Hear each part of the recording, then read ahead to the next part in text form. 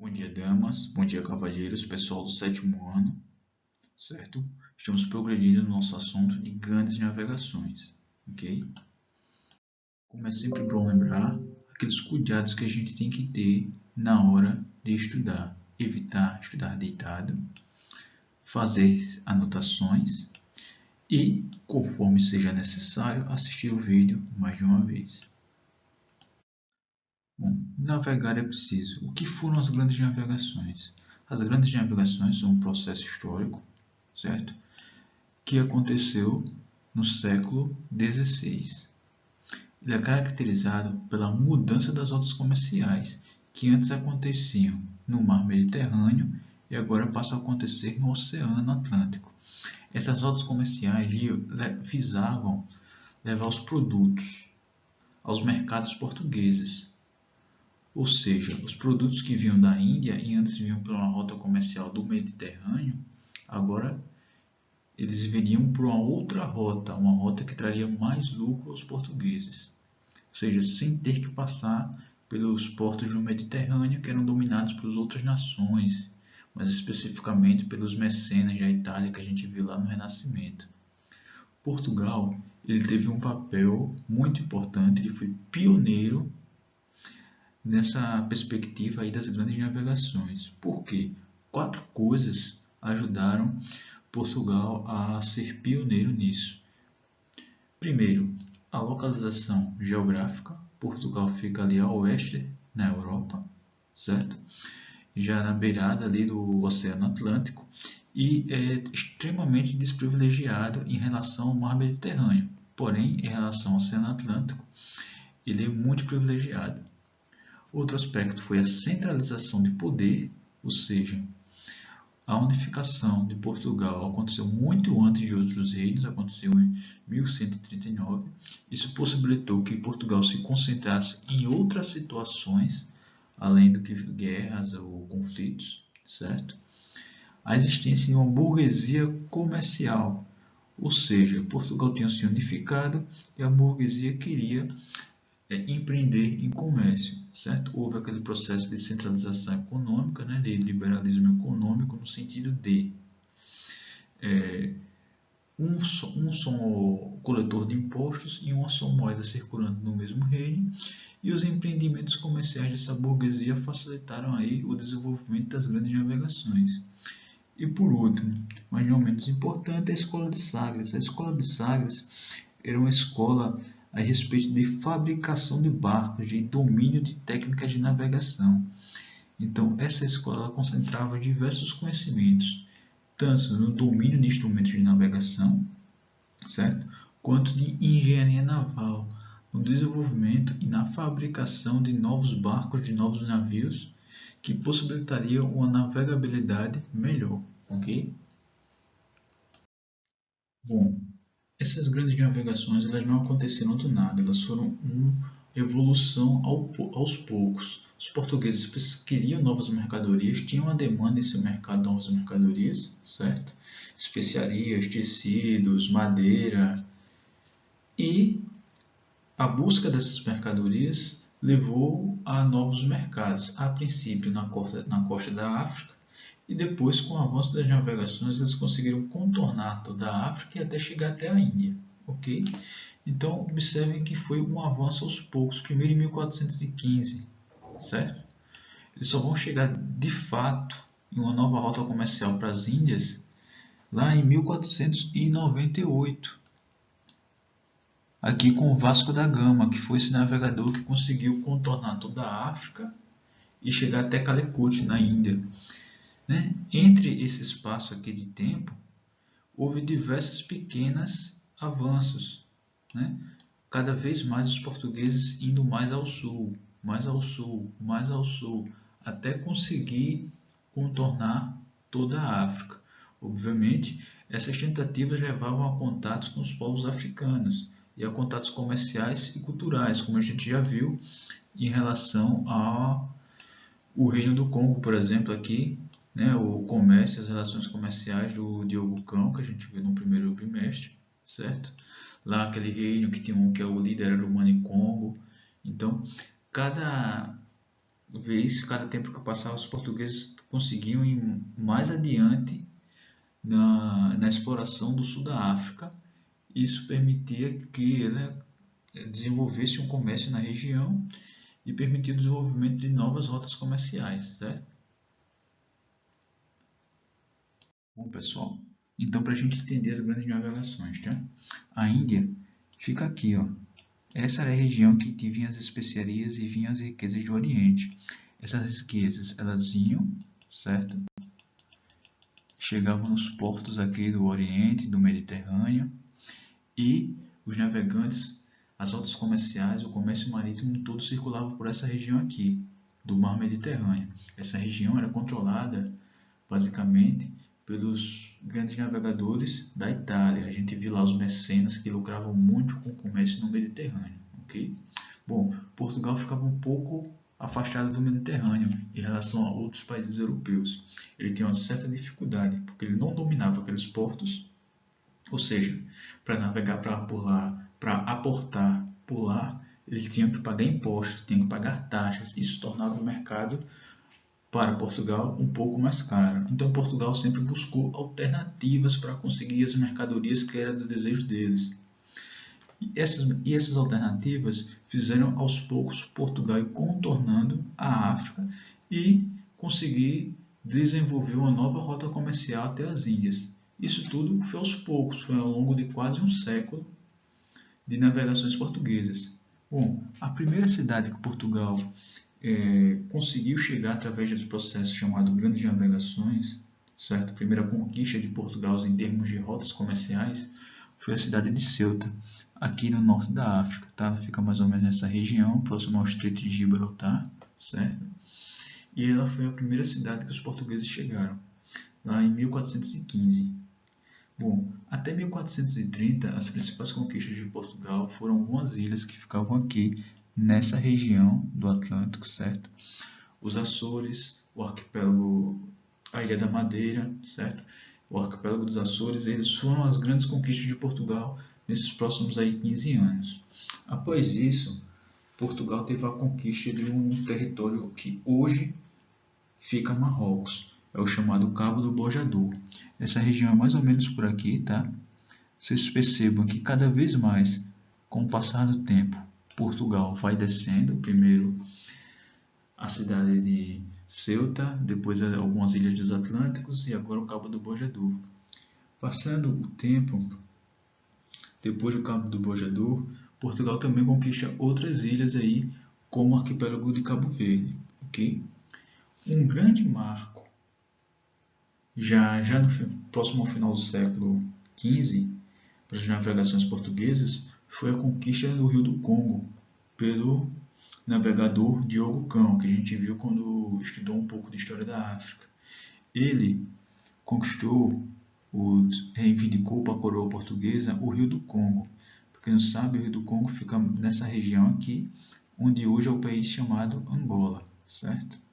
Então o Rio do Congo passa por outros países, é um rio muito grande, é um rio muito extenso, é o segundo maior rio da África, perdendo apenas para o Rio Nilo, certo?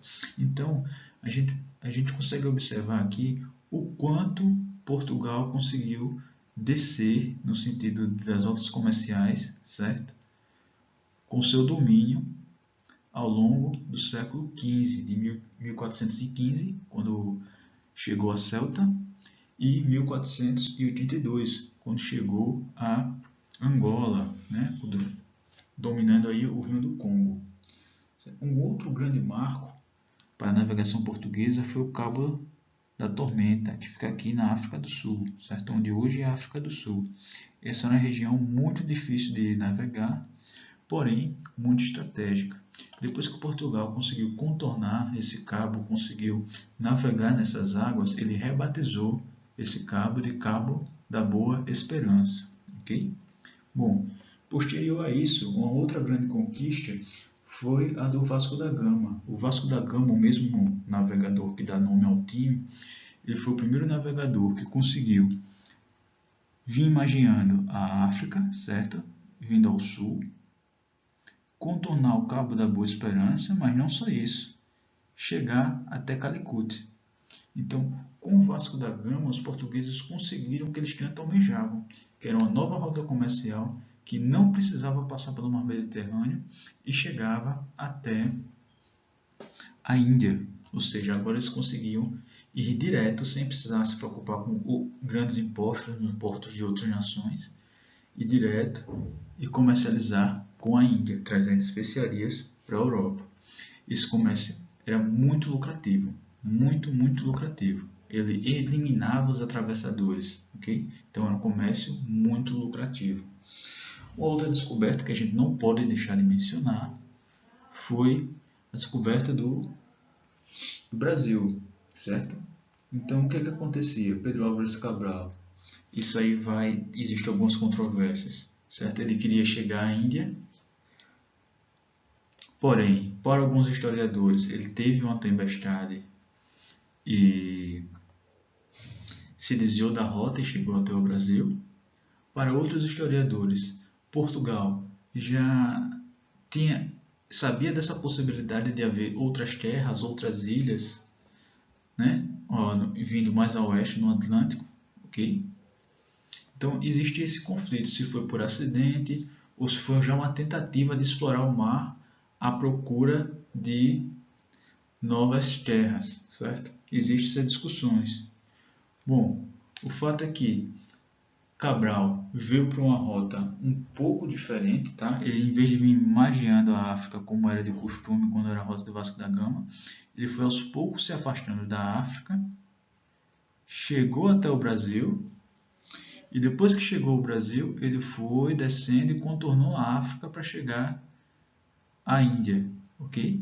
Bom, essa foi a rota do Cabral. Então sempre isso não é conclusivo, né? Vai sempre haver essa discussão de se foi por acidente ou não, ou se foi algo pensado, vai explorar o mar, ver se você descobre novas terras, e caso descubra, depois de descobrir, vá à Índia, comprar mercadorias e volta para cá. Assim a gente consegue disfarçar e manter essa descoberta em segredo. Bom, esse mapa aqui só para a gente entender como foi esse processo das grandes navegações.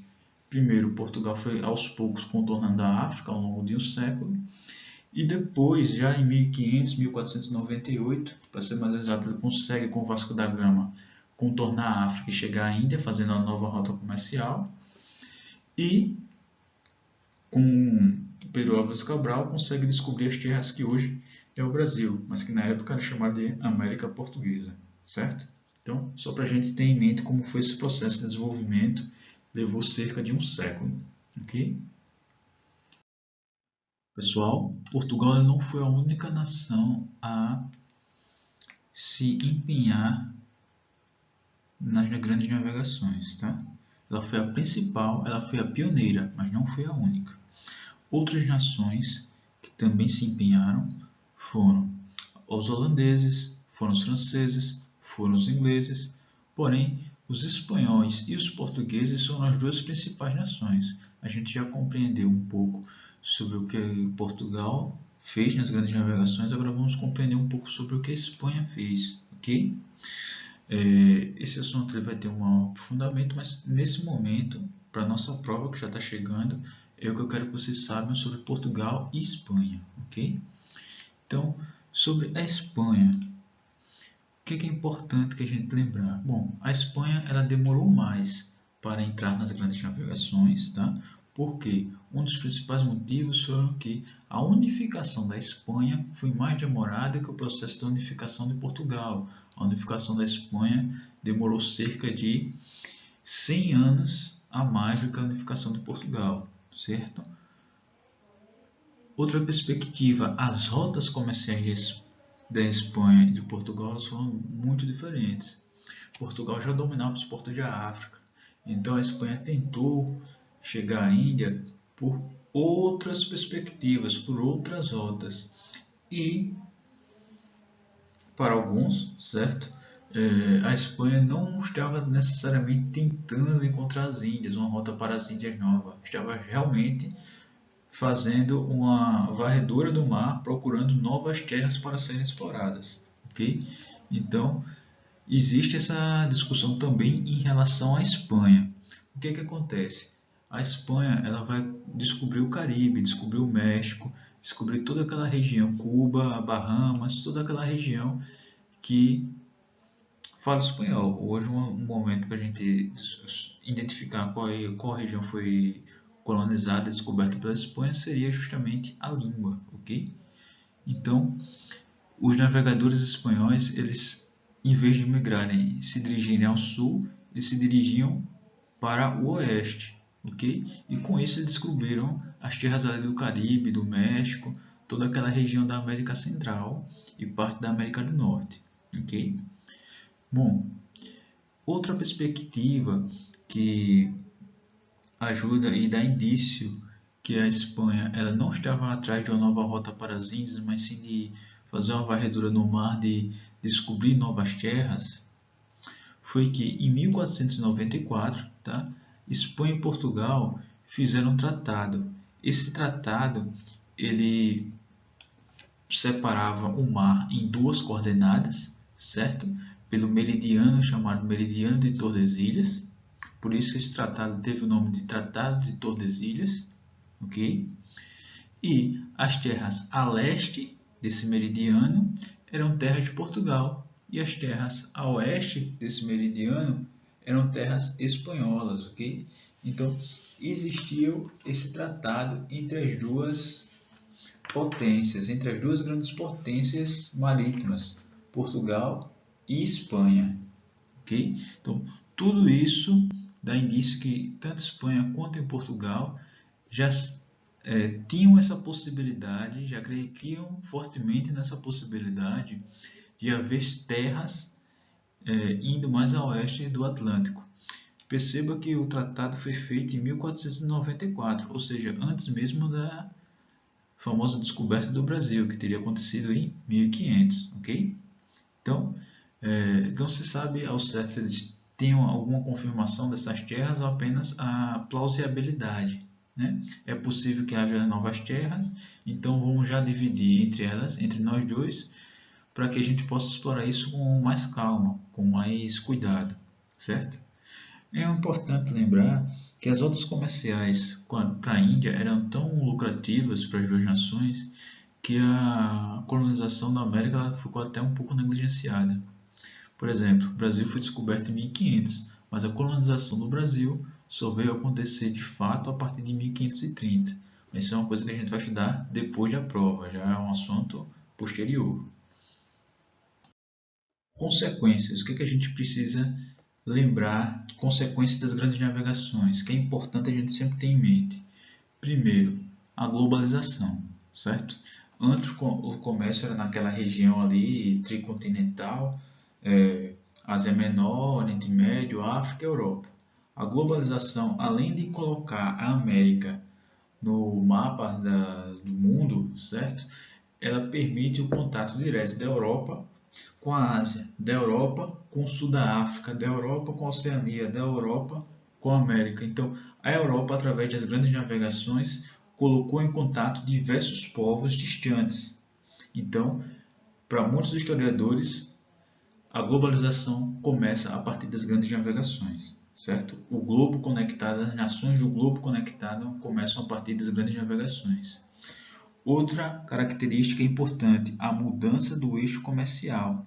Lembra que quando a gente estudou lá as civilizações antigas, a antiguidade, a gente sempre via aquela batalha entre aquelas civilizações que viviam ali margeando o Mediterrâneo, porque o eixo comercial era ali no mar Mediterrâneo, era ali que era comercializado as principais riquezas. Com as grandes navegações, com novas rodas ligando a Europa à Ásia, o Oceano Atlântico ele passa a ser o oceano ali das grandes rotas comerciais.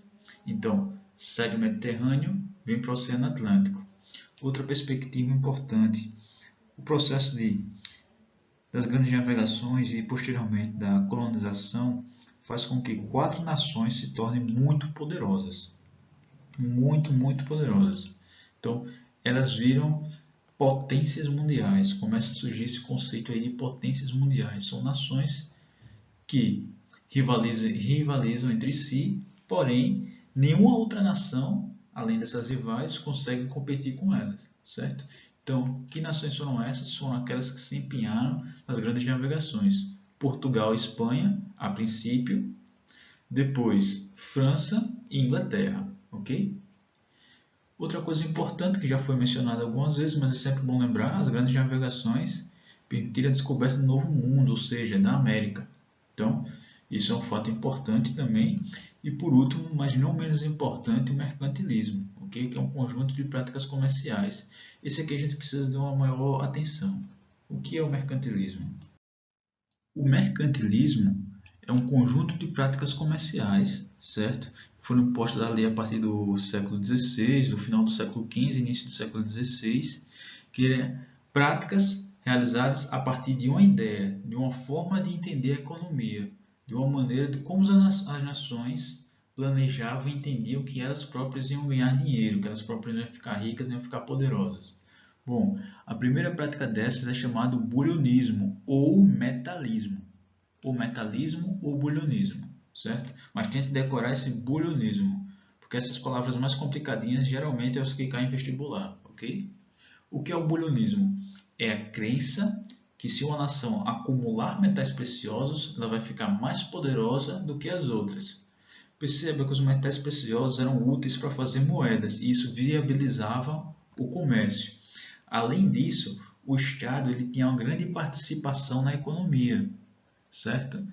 Então, o Estado que tinha muito metal, ele poderia investir muito, poderia lucrar mais depois. Então, o bulionismo era uma das principais crenças aí do mercantilismo. E o que é o bulionismo? A crença que a nação mais poderosa é aquele que acumula mais metais preciosos. Outra perspectiva importante do mercantilismo é o protecionismo. O que é o protecionismo? É uma prática de colocar leis e taxas que atrapalhavam os comerciantes estrangeiros, os comerciantes de outras nações, certo? Como uma maneira de proteger os meus comerciantes, os comerciantes da minha nação. Então, protecionismo lembra de proteção, ok? Então, protecionismo são as medidas que se toma para proteger os comerciantes da minha nação, prejudicando os outros. E por último, mas não menos importante, uma balança comercial favorável. O que é uma balança comercial favorável? É o seguinte, a gente compara o quanto eu vendo e o quanto eu compro. A balança comercial favorável acontece quando eu vendo mais do que eu compro, de modo que eu consigo acumular riqueza. Se acontece o ao contrário, se eu compro mais do que eu vendo, eu estou tendo prejuízo, eu estou gastando mais do que eu estou lucrando, então eu estou ficando mais pobre, ok? Então, balança comercial favorável é manter a importação, a compra de produtos, menor que a exportação, ou seja, vender mais e comprar menos.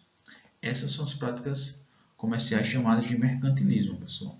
Okay? A gente ainda vai ter uma próxima aula de revisão, revisando todos esses assuntos que a gente viu, e até ela, tá?